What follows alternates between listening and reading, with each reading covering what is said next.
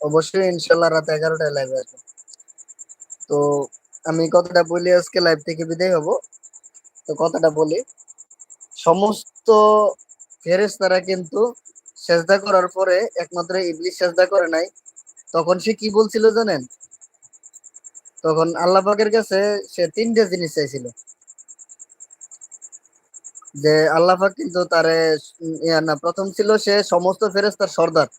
তখন আল্লাহ পাক যখন তার সমস্ত ইবাদত নষ্ট করে দিছে, নষ্ট করে দেওয়ার পর আল্লাহ পাকের কাছে সে তিনটা জিনিস দাবি করছে। প্রথমটা জিনিস দাবি করছে যে আমি আদমের শিরা উপশিরায় যেন ঢুকতে পারি, সেরকম ক্ষমতা দাও। আল্লাহ কো দিলাম। কয় আমি সরি, আসলে কি তিনটা জিনিস কি কি চেয়েছিল এখন মনে ছিল, হঠাৎ ভুলে গেছে।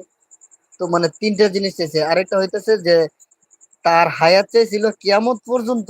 আল্লাহ বলছে মঞ্জুর। কয় তাহলে আল্লাহ তুমি তোমার জাহান্নামের সংখ্যা বাড়াইতে পারো, তুমি তোমার জাহান্নামের সংখ্যা বাড়াইতে পারো, আমি তোমার যত বান্দা আছে সবাইকে জাহান্নামে নিয়ে যাবো।